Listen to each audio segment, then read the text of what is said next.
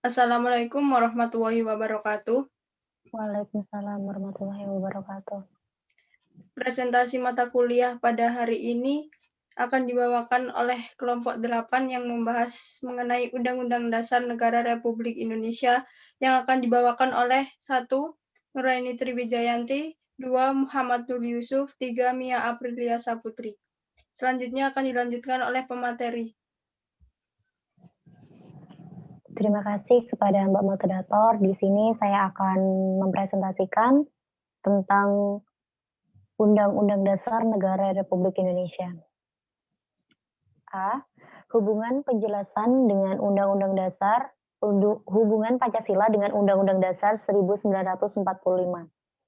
Hubungan antara Pancasila dengan Undang-Undang Dasar Negara Republik Indonesia tahun 1945 secara garis besar dapat dilihat dari dua bagian, yakni 1.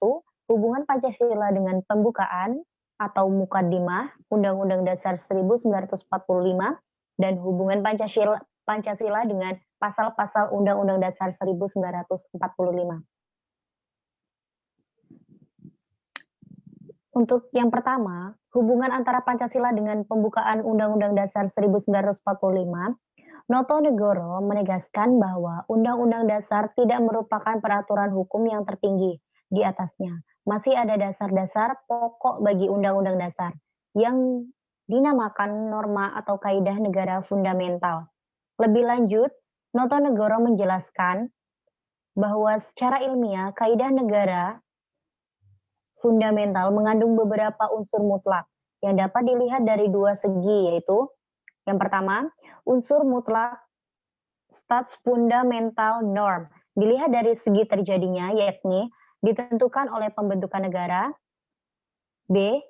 Terjemah dalam bentuk pernyataan lahir sebagai kehendak pembentuk negara mengenai dasar-dasar negara yang dibentuk. Kedua, unsur mutlak stats fundamental dilihat dari segi isinya, memuat dasar-dasar negara yang dibentuk, yakni A. Asas kerohanian negara, B. Asas politik negara, C. Tujuan negara, D. Memuat ketentuan diadakannya Undang-Undang Dasar Negara. Berdasarkan pandangan atau paradigma berpikir tersebut, maka pembukaan Undang-Undang Dasar 1945 memenuhi syarat unsur mutlak stat fundamental norm, karena baik dilihat dari segi terjadinya maupun isinya. Pertama, dari segi terjadinya pembukaan Undang-Undang Dasar 1945 ditentukan oleh PPKI sebagai pembentuk negara. Yang kedua, dalam alinea ketiga pembukaan Undang-Undang Dasar 1945 dinyatakan, maka rakyat Indonesia menyatakan dengan ini kemerdekaannya. Kedua, dari segi isinya, pembukaan Undang-Undang Dasar 1945 memuat dasar-dasar negara yang dibentuk, yakni asas kerohanian negara, yaitu Pancasila pada alinea keempat berbunyi dengan berdasar pada ketuhanan. Asas politik negara yaitu kedaulatan rakyat, alinea 2 dan 4. Yang ketiga, tujuan negara pada alinea 4 berbunyi melaksanakan ketertiban dunia yang berdasarkan kemerdekaan, perdamaian abadi, dan keadilan sosial. Yang keempat, ketentuan diadakannya Undang-Undang Dasar pada alinea keempat berbunyi dalam suatu Undang-Undang Dasar Negara Indonesia. Yang kedua, hubungan antara Pancasila dengan pasal Undang-Undang Dasar 1945. Terkait dengan penjabaran Pancasila dalam pasal-pasal Undang-Undang Dasar 1945 berbunyi, pokok-pokok pikiran tersebut meliputi suasana kebatinan dari Undang-Undang Dasar Negara Indonesia. Pokok-pokok pikiran ini mewujudkan cita-cita hukum yang menguasai hukum dasar negara, baik hukum yang tertulis maupun hukum yang tidak tertulis. Undang-Undang Dasar menciptakan pokok-pokok pikiran ini dalam pasal-pasalnya. Pola pemikiran dalam pokok-pokok pikiran penjelasan Undang-Undang Dasar 1945 tersebut merupakan penjelmaan dari pembukaan Undang-Undang Dasar 1945. Pancasila merupakan asas kerohanian dan pembukaan Undang-Undang Dasar 1945 sebagai stats fundamental norm. Apabila disederhanakan, maka pola pemikiran tersebut dapat diuraikan sebagai berikut. Yang pertama, Pancasila merupakan asas kerohanian dari pembukaan Undang-Undang Dasar 1945 sebagai start fundamental norm. Yang kedua, pembukaan Undang-Undang Dasar 1945 dikristalisasikan dalam wujud pokok-pokok pikiran yang terkandung dalam pembukaan Undang-Undang Dasar. Yang ketiga, pokok-pokok pikiran yang terkandung dalam pembukaan Undang-Undang Dasar 1945 terjelma dalam pasal-pasal Undang-Undang Dasar 1945. Selanjutnya, Mbak.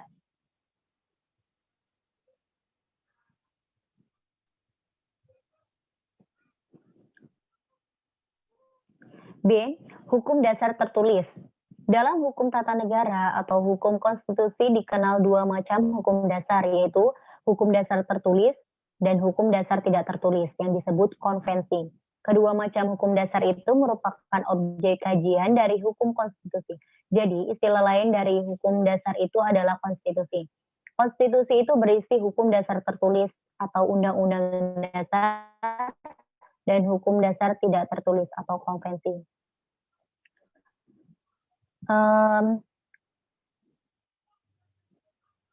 Suatu konstitusi negara menjadi dasar dan sumber dari peraturan-peraturan lain atau perundang-undang lain yang berlaku di suatu negara atau aturan-aturan dasar yang mengatur penyelenggaraan negara yang dituangkan dalam bentuk tertulis. Undang-Undang Dasar 1945 merupakan hukum dasar yang tertulis. Kedudukan dan fungsi dari Undang-Undang Dasar 1945 merupakan pengikat bagi pemerintah, lembaga negara, lembaga masyarakat, warga negara Indonesia sebagai hukum dasar Undang-Undang Dasar 1945 memuat norma-norma atau aturan-aturan yang harus ditaati dan dilaksanakan. Adapun fungsi konstitusi bagi kehidupan berbangsa dan bernegara antara lain sebagai berikut. Konstitusi berfungsi sebagai landasan konstitusionalisme. Landasan konstitusionalisme adalah landasan berdasarkan konstitusi, baik konstitusi dalam arti luas maupun konstitusi dalam arti sempit. Yang kedua, konstitusi berfungsi untuk membatasi kekuasaan pemerintah sedemikian rupa, sehingga penyelenggaraan kekuasaan tidak bersifat sewenang-wenang. Yang ketiga, konstitusi berfungsi membatasi atau mengendalikan kekuasaan penguasa, memberi suatu rangka dasar hukum bagi perubahan masyarakat, dijadikan landasan penyelenggaraan negara menurut suatu sistem ketatanegaraan, menjamin hak-hak asasi warga negara. Slide selanjutnya.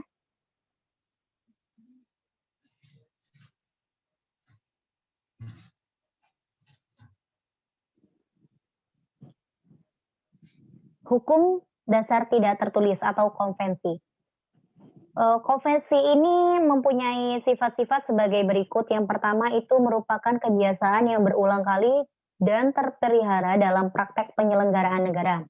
Yang kedua, tidak bertentangan dengan Undang-Undang Dasar dan berjalan sejajar.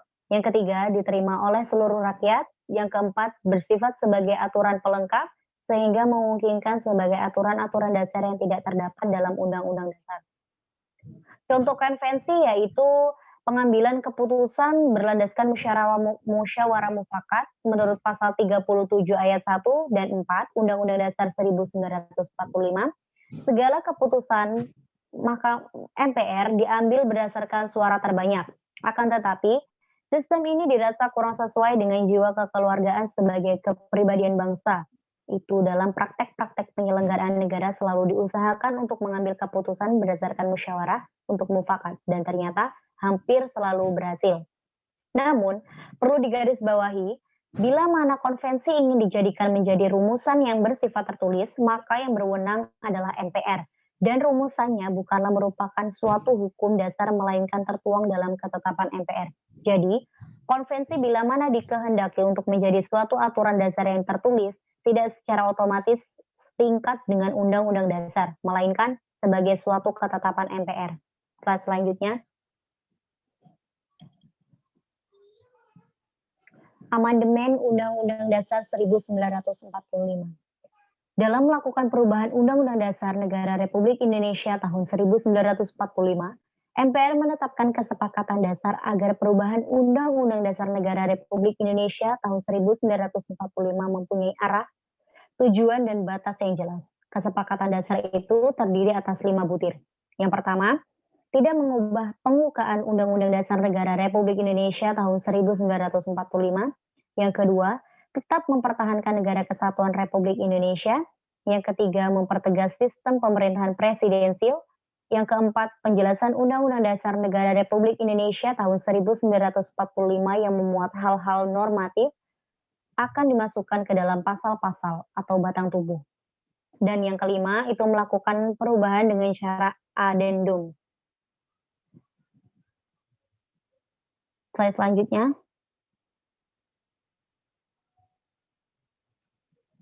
Perubahan Undang-Undang Dasar Negara Republik Indonesia tahun 1945 pertama kali dilakukan pada Sidang Umum MPR tahun 1999 yang menghasilkan perubahan pertama.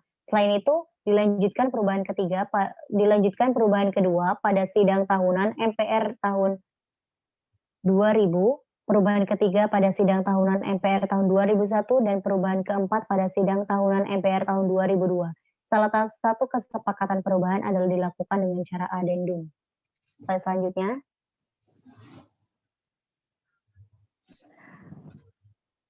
Naskah resmi Undang-Undang Dasar Negara Republik Indonesia tahun 1945 adalah naskah yang terdiri atas 5 bagian, yaitu 1. Undang-Undang Dasar Negara Republik Indonesia tahun 1945. 2. Perubahan pertama, Undang-Undang Dasar Negara Republik Indonesia tahun 1945. Yang ketiga, perubahan kedua, Undang-Undang Dasar Negara Republik Indonesia tahun 1945. Yang keempat, perubahan ketiga, Undang-Undang Dasar Negara Republik Indonesia tahun 1945. Yang kelima, perubahan keempat, Undang-Undang Dasar Negara Republik Indonesia tahun 1945. Slide selanjutnya.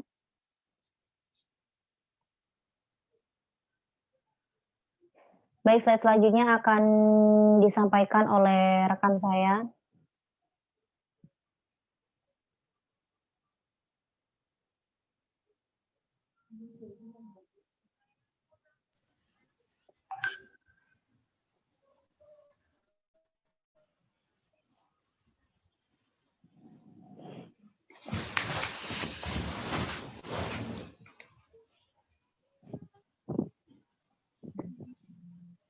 Gemot ya.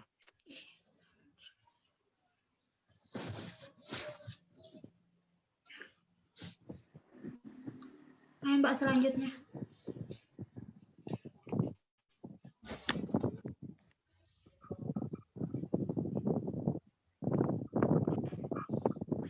Materi apakah bisa dilanjutkan? Isi pokok batang tubuh Undang-Undang Dasar 1945 pasca amandemen pertama. Perubahan ini meliputi 16 ayat yang ditetapkan pada tanggal 19 Oktober 1999, yaitu Pasal 5 ayat 1 tentang hak Presiden untuk mengajukan RUU kepada DPR, Pasal 7 tentang pembatasan masa jabatan Presiden dan Wakil Presiden, Pasal 9 ayat 1 dan 2 tentang Sumpah Presiden dan Wakil Presiden, Pasal 13 ayat 2 dan Bab 3 tentang pengangkatan dan penempatan duta, Pasal 14 ayat 1 tentang pemberian gerasi dan rehabilitas, Pasal 14 ayat 2 tentang pemberian abolisi dan amnesti, Pasal 15 tentang pemberian tanda jasa, gelar, serta kehormatan lain, Pasal 17 ayat 2 dan 3 tentang pengangkatan materi, Pasal 20 ayat 1-4 tentang DPR, Pasal 21 tentang hak DPR untuk mengajukan RUU. Slide selanjutnya.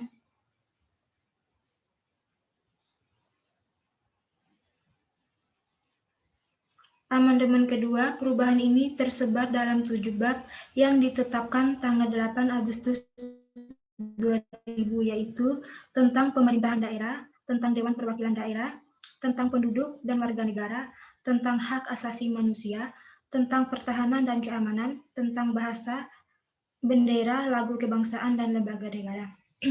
Selanjutnya. Amandemen ketiga, bab 1 tentang bentuk dan kedaulatan, bab 2 tentang MPR, bab 3 tentang kekuasaan pemerintahan negara, bab 4 tentang Kementerian Negara, bab 5A tentang DPR, bab 6B tentang pemilihan umum, bab 7A tentang Badan Pemeriksaan Keuangan atau BPK. Slide selanjutnya. Amandemen keempat. Perubahan ini meliputi 19 pasal yang terdiri dari 13 butir ketentuan serta 1 butir yang dihapuskan ditetapkan pada tanggal 10 Agustus 2002. Pada amandemen keempat ini ditetapkan bahwa Undang-Undang Dasar 1945 sebagaimana telah diubah merupakan UUD 1945 yang ditetapkan pada 8 Agustus 1945 dan diberlakukan kembali melalui Dekret Presiden 9 Juli 1959. Slide selanjutnya.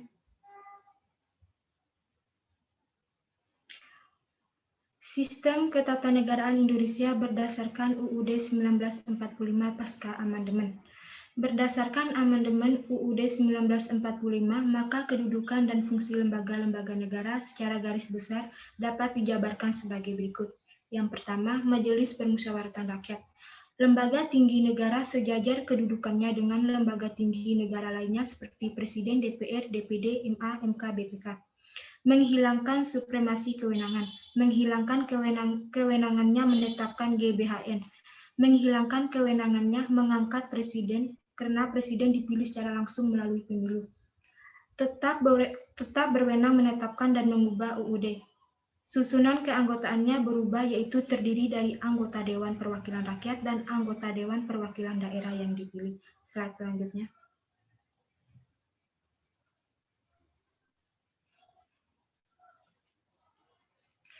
Dua, Dewan Perwakilan Rakyat atau DPR. Posisi dan kewenangan diperkuat, mempunyai kekuasaan membentuk RUU sebelum ada di tangan Presiden, sedangkan DPR hanya memberikan persetujuan saja, sementara pemerintah berhak mengajukan RUU. Proses dan mekanisme membentuk UU atau DPR dan pemerintah. Mempertegas fungsi DPR yaitu fungsi legislasi, fungsi anggaran, dan fungsi pengawasan sebagai mekanisme kontrol antar lembaga negara. Slide selanjutnya. 3. Dewan Perwakilan Daerah atau DPD. Lembaga negara baru sebagai langkah akomodasi keterwakilan kepentingan daerah dalam badan perwakilan tingkat nasional setelah ditidakkannya utusan daerah dan utusan golongan yang diangkat sebagai anggota DPR. Keberadaannya dimaksudkan untuk memperkuat kesatuan negara Republik Indonesia. Dipilih secara langsung oleh masyarakat di daerah melalui pemilu, mempunyai kewenangan mengajukan dan ikut membahas RUU yang berkaitan dengan otonomi daerah, hubungan pusat daerah, RUU lain yang berkait dengan kepentingan daerah. Slide selanjutnya. 4. Badan Pemeriksa Keuangan atau BPK. Anggota BPK dipilih DPR dengan memperhatikan pertimbangan DPD. Berwenangan mengawasi dan memeriksa pengelolaan keuangan negara atau APBN dan daerah APBD serta menyampaikan hasil pemeriksaan kepada DPR dan DPD dan ditindaklanjuti oleh aparat penegak hukum. Berkedudukan di ibu kota negara dan memiliki perwakilan di setiap provinsi. Mengintegrasi peran BPKP sebagai instansi pengawas internal departemen yang bersangkutan ke dalam BPK. Slide selanjutnya.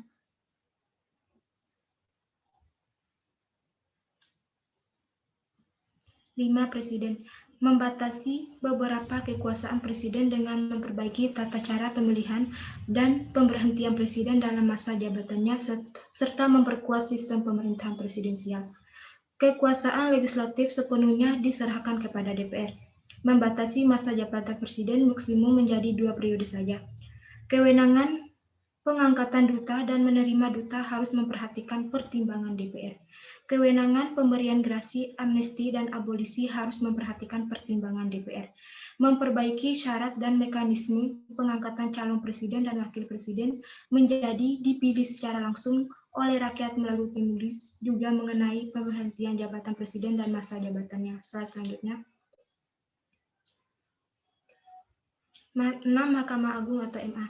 Lembaga negara yang melakukan kekuasaan kehakiman, yaitu kekuasaan yang menyelenggarakan peradilan untuk mengangkat hukum dan keadilan pasal 24 ayat 1. Berwenang mengadili pada tingkat kasasi, menguji peraturan perundang-undangan di bawah undang-undang dan berwenang lain yang diberikan undang-undang. Di bawahnya terdapat badan-badan peradilan dan lingkungan peradilan umum, lingkungan peradilan agama, lingkungan peradilan militer, dan lingkungan peradilan tata usaha negara atau PTUN. Badan-badan lain yang fungsinya berkaitan dengan kekuasaan kehakiman diatur dalam undang-undang seperti kejaksaan, kepolisian, Komisi Pemberantasan Korupsi atau KPK, advokat atau pengacara, dan lain-lain. Selanjutnya. 7. Mahkamah Konstitusi atau MA. Lembaga negara baru melakukan kekuasaan kehakiman di samping Mahkamah Agung. Keberadaannya dimaksudkan sebagai penjaga kemurnian konstitusi. Mempunyai kewenangan A. Menguji undang-undang terhadap undang-undang dasar, B. Memutus sengketa kewenangan antar lembaga negara, C. Memutus pembubaran partai politik, D. Memutus sengketa hasil pemilu, E. Memberikan putusan antar pendapat DPR mengenai dugaan pelanggaran oleh Presiden dan atau Wakil Presiden menurut Undang-Undang Dasar.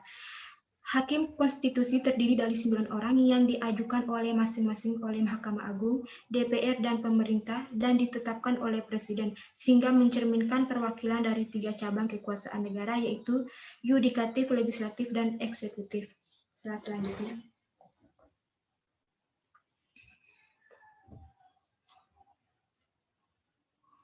G. Kontribusi umat Islam dalam perundang-undangan di Indonesia. Secara yuridis formal, keberadaan Negara Kesatuan Republik Indonesia adalah diawali pada saat Proklamasi 17 Agustus 1945 pada tanggal 8 Agustus, kemudian diakui berlakunya Undang-Undang Dasar 1945. Pada saat itulah keinginan para pemimpin Islam untuk kembali menjalankan hukum Islam bagi umat Islam berkobar secara tidak langsung. Hukum Islam dikabiri oleh pemerintahan kolonial Hindia Belanda melalui teori resepsi yang dipelopori oleh Christian Snack Hurgrenje menyatakan bahwa hukum agama, dalam hal ini syariat Islam, dapat digunakan sebagai hukum bagi umat Islam di Indonesia apabila syariat tersebut diterima dan masuk menjadi hukum adat. Jadi kalau hukum adat tidak menerima, tidak menghendaki, maka hukum agama tidak dapat digunakan. Sekian dan terima kasih.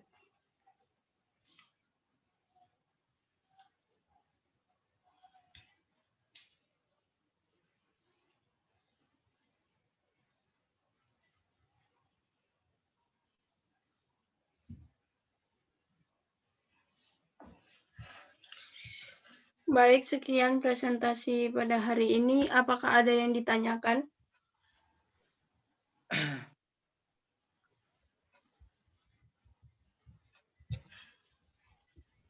Saya ingin bertanya. Ya, silakan Mas Kansius.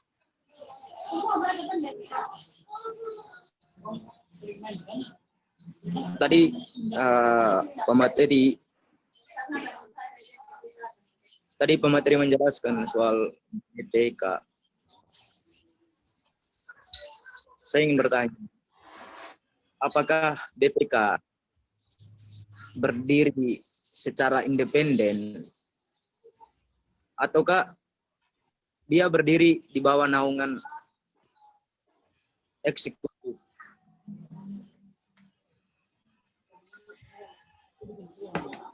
Dan Terima kasih. jaringan nih. Bisa dengar nggak? Ya, silakan dilanjutkan. Dan bagaimana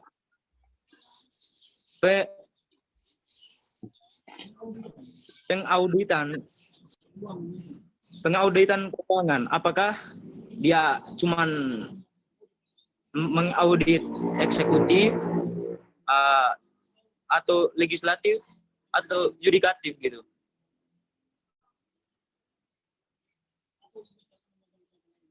Gimana Mas, bisa ulang pertanyaannya?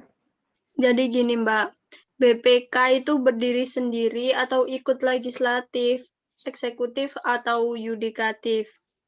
Nah, kalau semisal, itu mengaudit siapa? Mengaudit Mbak, badan legislatif, eksekutif, atau yudikatif? Sambil ditulis di room chat ya, Mas. Oke, siap Mbak. Apakah ada pertanyaan lagi? Saya mau. Ya, silakan sebutkan namanya. Saya Rahma Diana mau bertanya, apa sebab dilakukannya amandemen UUD 1945? Sudah, Mbak, itu pertanyaannya. Iya. Terima kasih. Silakan ditulis di room chat. Iya. Apakah bisa langsung dijawab, Mbak? Sebentar, nunggu pertanyaan satu lagi aja. Baik. Apakah ada yang bertanya lagi? Saya, Saya Mbak. tanya, Mbak. Silakan Mas Tanwirul Huda. Di sini kan diskusi kan ya, pasti ada pro dan kontra. Lah kalau contoh yang pro itu ada yang bilang Pancasila itu adalah fundamental filsafat, pemikiran sedalam-dalamnya. Sedangkan yang kontra dengan Pancasila itu bilang Pancasila itu dapat diubah karena apa? Karena Pancasila itu masuk ke dalam undang-undang, bukan undang-undang masuk ke Pancasila. Sedangkan undang-undang itu kan dapat dirubah. Menurut Mbak yang presentasi, apakah Pancasila itu bisa dirubah?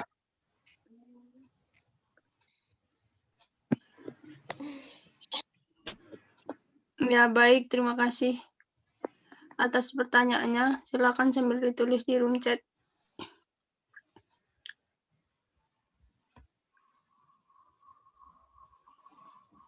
Bagaimana pemateri? Apakah ada yang sudah bisa dijawab? Saya akan menjawab pertanyaan dari Mbak Rahma Firdiana. Apa sebab dilakukannya amandemen UUD 1945? Yaitu untuk menyempurnakan aturan dasar seperti tatanan negara, kedaulatan rakyat, HAM, pembagian kekuasaan, eksistensi negara, demokrasi, dan hukum. Gimana, Mbak? Bagaimana Mbak Rahma Firdiana? Apakah bisa diterima jawabannya? Iya, bisa. Terima kasih.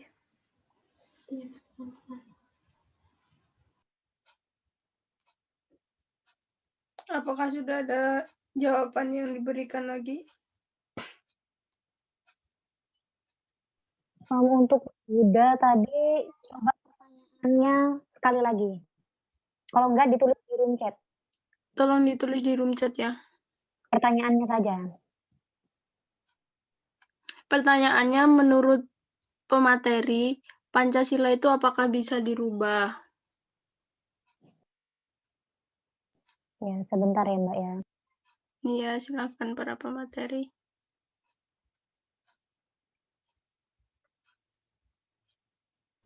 Pertanyaan Mas Konsius bisa ditulis. Mas Konsius,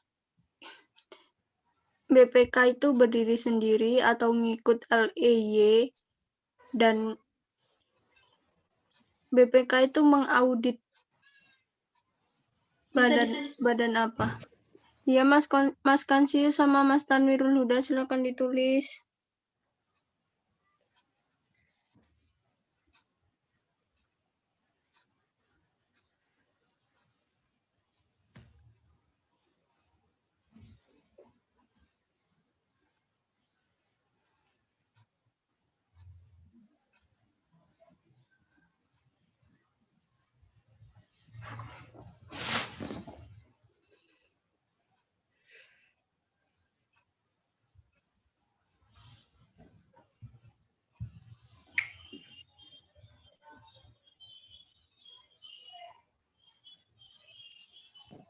Oke, baik. Di sini saya akan menjawab dari pertanyaannya Mas Tanwirul Huda.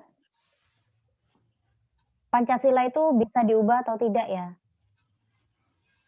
Pertanyaannya. Iya, betul. Menurut pemateri. Oke. Jadi Pancasila itu merupakan asas kerohanian dan pembukaan Undang-Undang Dasar sebagai norma fundamental negara atau Stats Fundamental Norm. Secara ilmiah akademis, pembukaan Undang-Undang 1945 sebagai Stats Fundamental Norm mempunyai kedudukan yang tetap, kuat, dan tak berubah bagi negara yang dibentuk. Dengan perkataan lain, jalan hukum tidak lagi dapat diubah. Dalam kaitan itu dapat disimak ketentuan dalam 37 ayat 1 sampai 5 Undang-Undang Dasar 1945 pasca amandemen keempat.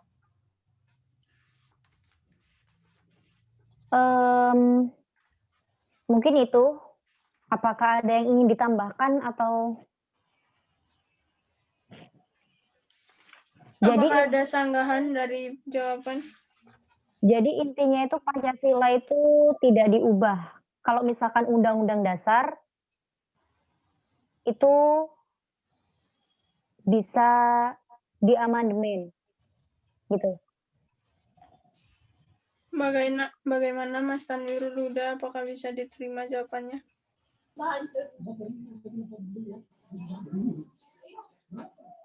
Bisa. Pak, saya potong sedikit ya. Ya, silakan Mas Kans. Tadi dibilang Pancasila itu tidak bisa dirubah. Nah, pertanyaan saya, apakah Pancasila itu ada di dalam konstitusi? Enggak. Apakah Pancasila itu ada di dalam konstitusi atau enggak? Maksudnya? Ada di undang-undang. Maksudnya Pancasila itu Ada pemeriksaan keuangan. ada di dalam konstitusi enggak? Kan Pancasila itu kan sudah disebut Indonesia disingkat keempat dulu disingkat BPK. di Ada Undang-Undang Dasar 1945. Iya, pertanyaan saya kan, apakah Pancasila ada di dalam konstitusi atau enggak?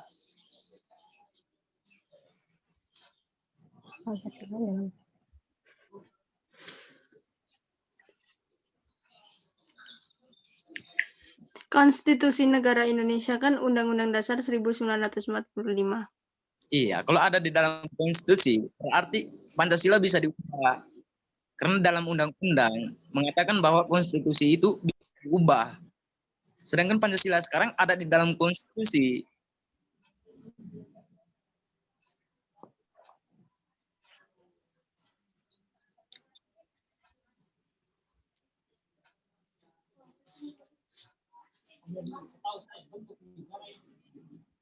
Setahu saya, cuman bentuk negara yang tidak bisa diubah.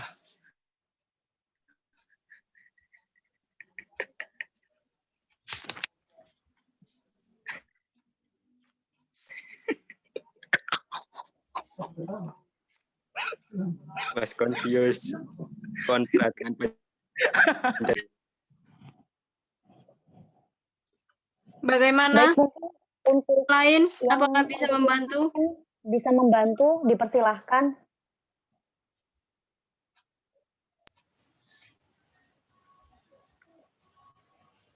enggak.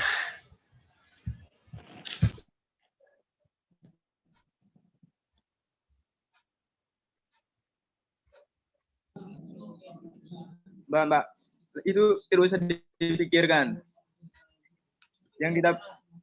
Maksudnya langsung ke pertanyaan saya tadi, Mbak.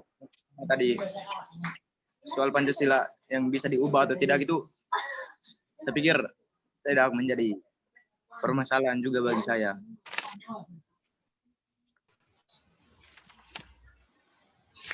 Bagaimana pemateri? Apakah bisa dijawab? Bentar, Mbak.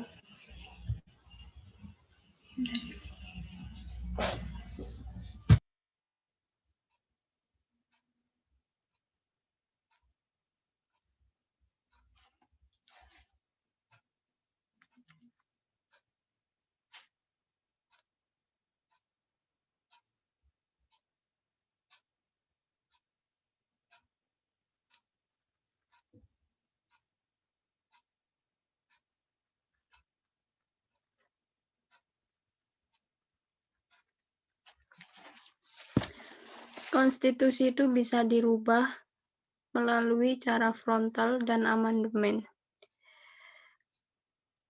Dan ada yang namanya renewal, itu Undang-Undang Dasar 1945 diganti semua. Dan ada juga yang namanya addendum, itu cuma menambahkan pasal-pasal. Nah, syarat dari amandemen itu tidak boleh merubah pembukaan Undang-Undang Dasar 1945.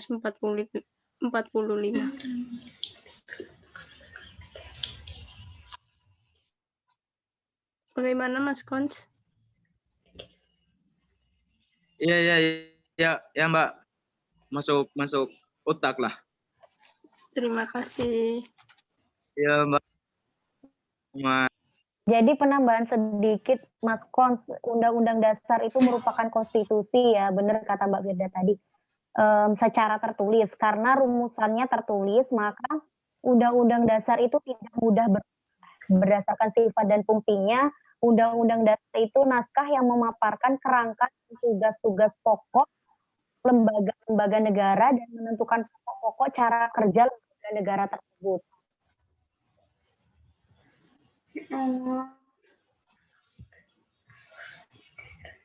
Terima kasih pemateri.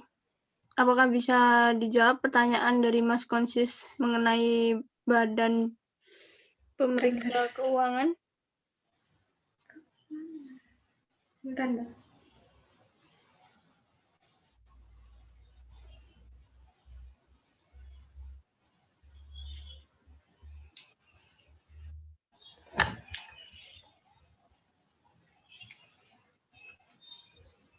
Baik, saya akan bisa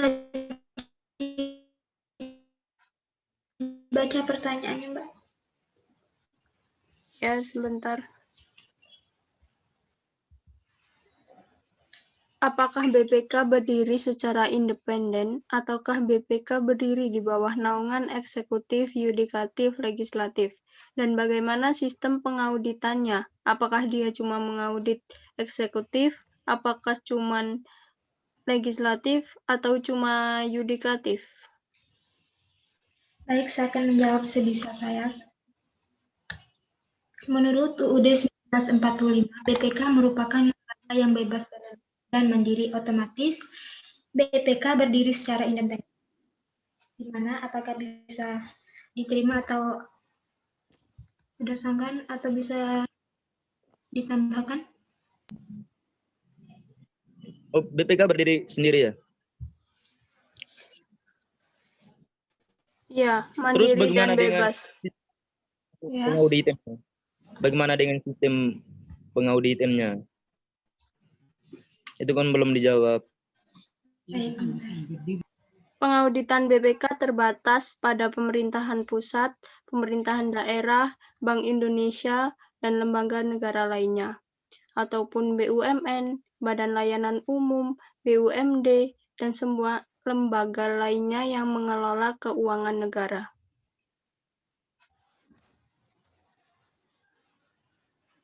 Jadi bukan memeriksa seperti LEY. Yang diperiksa ialah lembaga-lembaga yang mengelola keuangan negara.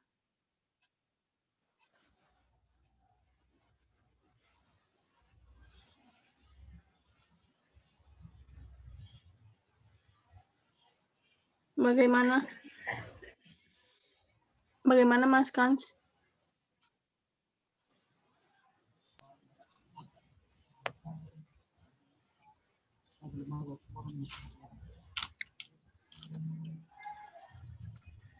Apakah sudah jelas? Belum jelas, Mbak. Maksudnya lembaga keuangannya itu seperti apa sih? Terbatas pada pemerintahan pusat, pemerintahan daerah, Bank Indonesia, BUMN, Badan Layanan Umum, BUMD, dan semua lembaga lainnya yang mengelola keuangan negara.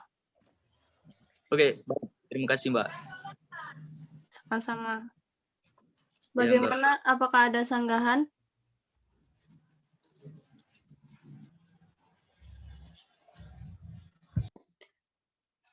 Apakah ada sanggahan dari diskusi kita pada hari ini?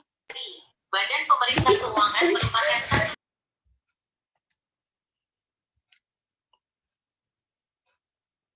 Baik, jika tidak ada, kurang lebihnya mohon maaf, saya akhiri. Wassalamualaikum warahmatullahi wabarakatuh.